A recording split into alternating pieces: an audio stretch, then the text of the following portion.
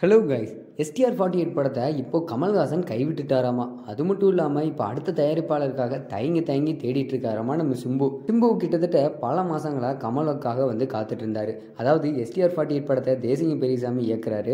இந்த படத்தை ராஜ்குமார் ஃபிலிம்ஸ் தான் தயாரிக்க போகிறதாகவும் தகவல் வெளியாயிருந்துச்சு. இந்த வகையில் ஃபர்ஸ்ட் லுக் போஸ்டர் வந்து வெளியான நிலையில் பட்ஜெட் வந்து 250 கோடி வரை தாண்டும் அப்படின்னு சொல்லப்பட்ட நிலையில் கமல்ஹாசன் இதெல்லாம் நமக்கு ஒத்தே வராது அப்படின்னு சொல்லி அமைதியாகவே இருந்துட்டு வந்திருக்காரு. எத்தனையோ முறை சிம்பு கமல்கிட்ட இதை பற்றி கேட்டு அழுது புலம்பியிருக்காரு. ஆனால் இனியும் அவரை வந்து நம்ப முடியாது அப்படிங்கிறதுக்காக வெட்டு ஒன்று துண்டு ரெண்டுன்னு பதில் ஒன்று சொல்கிறதுக்கு சிம்பு வந்து கேட்டிருக்காரு. அதற்கு கமல் அதிக பட்ஜெட்டில் என்னால் செலவழிக்க முடியாது அப்படின்னு கச்சிதமாக வந்து கடைசியில் கையை விரிச்சிட்டாரு. இதனால் சிம்பு என்ன பண்ணுறனே தெரியாமல் இருக்காரு. ஒரு பக்கம் கமல்ஹாசன் விலகிட்டாரு அந்த படத்துலேருந்து. இதனால் வேறு வழி இல்லாமல் சிம்பு என்ன பண்ணுறதுன்னு யோசித்த நிலையில் தன் மகனுக்காக தன்னோட அப்பா மற்றும் அம்மா 2 பேரும் சேர்ந்து ஆத்ம சிலம்பரசன் TR அப்படிங்கிற நிறுவனத்து மூலிமா இந்த படத்தை தயாரிக்கலாம் அப்படின்னு சொல்லி முடிவெடுத்திருக்காங்க. இப்போ இவங்க தயாரிக்கக்கூடிய இந்த படத்தோட பட்ஜெட் வந்து 200 கோடி வரை இருக்கும் அப்படின்னு சொல்லி தீர்மானிச்சிருக்காங்க. அந்த வகையில் படத்தோட படப்பிடிப்பை இந்த வருஷம் இறுதி இல்லைன்னா அடுத்த வருஷம் ஸ்டார்டிங்கில் தொடங்கலாமா அப்படின்னு முடிவு செஞ்சு வச்சுருக்காங்களாமா.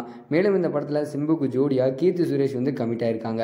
ஆக மொத்தத்தில் கமலுக்காக இவ்வளவு நாள் காத்திருந்து கடைசியில் சிம்புக்கு பட்ட நாமத்தை போட்டு அனுப்பிச்சிட்டாரு நம்ம கமல். இது ஏற்கனவே கமல் முடிவு பண்ண நிலையில தான் சிம்புவை வந்து பகச்சிக்க வேணாம் அப்படிங்கிறதுக்காக ஒரு சப்பக்கட்டு கட்டுறதுக்காகவே தக் லைஃப் படத்தில் இவருக்குன்னு ஒரு கேரக்டர் கொடுத்து நடிகை கொடுத்துருக்காரு.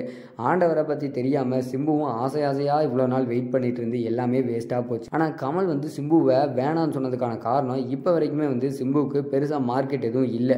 அதோட சிம்பு நடிப்பில் வெளியான படங்களும் வந்து பெரிய லாபத்தை கொடுக்கல.